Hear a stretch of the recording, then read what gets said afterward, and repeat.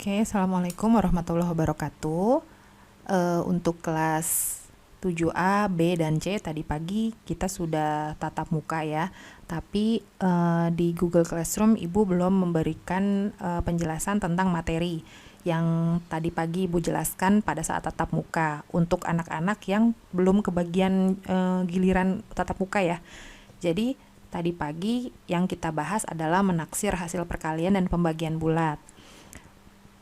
Gunanya untuk apa kita belajar ini? Kadang-kadang kalau ada perkalian angkanya rumit, kita perlu untuk mendapatkan hasil buru-buru gitu. Nah, caranya dengan menaksir atau memperkirakan, kira-kira kalau sekian kali sekian berapa ya hasilnya gitu, tanpa harus coret-coret dulu di kertas, dikira-kira aja gitu. Nah, di materi itulah yang kita bahas tadi pagi. Contohnya misalnya seperti ini ya nak. Ada perkalian angkanya 178 dikali 12 misalnya. 178 dikali 12. Nah, ini kan angkanya rumit ya. Terlalu rumit. Harusnya sih kita bikin coret-coretan di kertas pakai perkalian ke bawah, itu bersusun ke bawah. Nah, karena kita sedang belajar menaksir hasil perkalian dan pembagian, maka Bu Fani ajarkan bagaimana caranya untuk memperkirakan berapa sih hasilnya gitu ya, tanpa harus coret-coret dulu nih. Nah, ada beberapa aturan dalam menaksir sebuah angka. Pertama, kalau dia angkanya adalah puluhan. Angkanya puluhan atau belasan seperti ini ya, seperti ini 12. Nah, kita lihat angka satuannya. Misalkan kalau ini 12, maka satuannya adalah 2. Nah, kalau dia bentuknya puluhan, yang dilihat adalah satuan terbagi menjadi 2 kriteria. Kriteria pertama, kalau satuannya kurang dari 5, maka pembulatannya pembulatan ke bawah. Kalau pembulatan ke bawah, berarti angka satuan tersebut berubah menjadi 0. Gitu. Kriteria kedua adalah kalau angkanya lebih besar atau sama dengan 5. Misalnya angkanya mulai dari 5 ya, 5, 6, 7, 8, 9. Kalau satuannya ya, satuannya angka-angka tersebut, maka dia pembulatan ke atas. Pembulatan ke atas itu adalah angka di depan satuannya itu ditambah 1. Ya.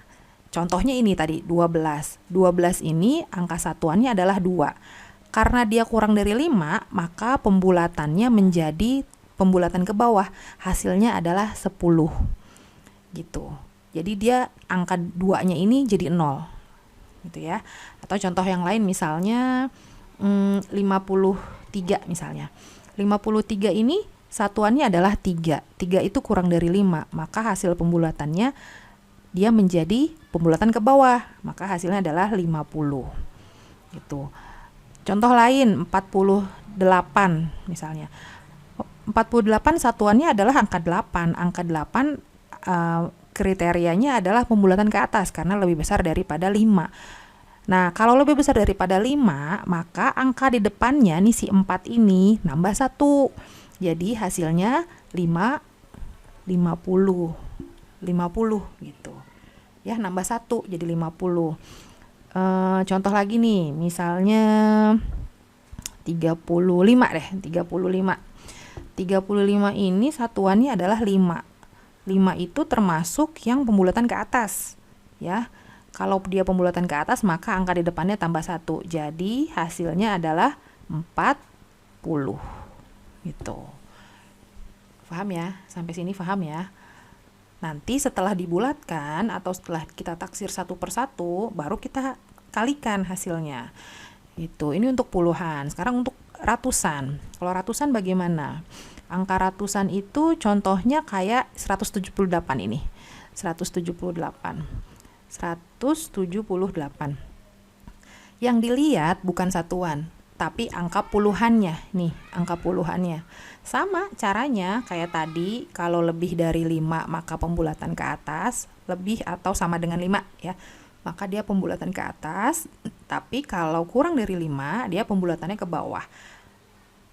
Cara-caranya masih sama. Jadi kalau 178 karena dia puluhannya adalah 7, berarti pembulatan ke atas. Maka hasil pembulatannya depannya tambah 1. Jadi 200. Gitu ya. Jadi kalau puluhan yang dilihat adalah satuan, kalau ratusan yang dilihat adalah puluhan. Gitu. Contoh lain misalnya 234 misalnya gitu. Berapakah pembulatannya? Yang kita lihat kan puluhan ya.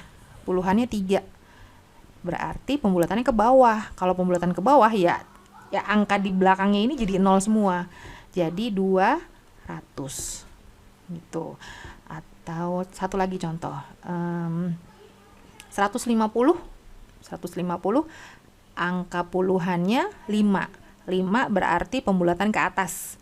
Maka angka di depannya tambah 1. Jadi setara dengan 200. Gitu. Ya. Paham ya sampai sini? Nah, kalau sudah paham tentang bagaimana cara pembulatan atau menaksir, baru kita kalikan atau bagi. Nah, kalau kita kalikan yang ini, yang tadi di atas ya. Ini kita taksir dulu 178 itu kalau kita taksir atau kita bulatkan dia pembulatan ke atas. Maka hasilnya 200. Kemudian baru dikali 12. Ini penaksiran atau pembulatan ke bawah. Jadinya 10. Nah, maka hasilnya adalah tinggal gampang nih. 2 kali 1 kan 2. Kemudian kita hitung nolnya ada 3. Jadi hasilnya adalah 2000 gitu. Nah, itu adalah hasil penaksiran. Makanya Bu Fani di sini menulis tanda sama dengannya itu bergelombang seperti ini. Nah, ini nih bergelombang ya. Karena dia bukan hasil sebenarnya. Ya, jadi kalau 4 kali 2 itu sama dengan 8. Memang sudah mutlak 4 kali 2 sama dengan 8. Tidak ditaksir, tidak diperkirakan. Tapi karena kita bicara tentang perkiraan atau penaksiran, tanda sama dengannya berbeda dengan tanda sama dengan yang biasa. Jadi tanda sama dengan yang seperti ini adalah perkiraan. Hasilnya berupa perkiraan, bukan hasil yang sebenarnya. Kalau hasil yang sebenarnya bagaimana? Ya, kamu boleh hitung hasil sebenarnya pakai perkalian bersusun ke bawah.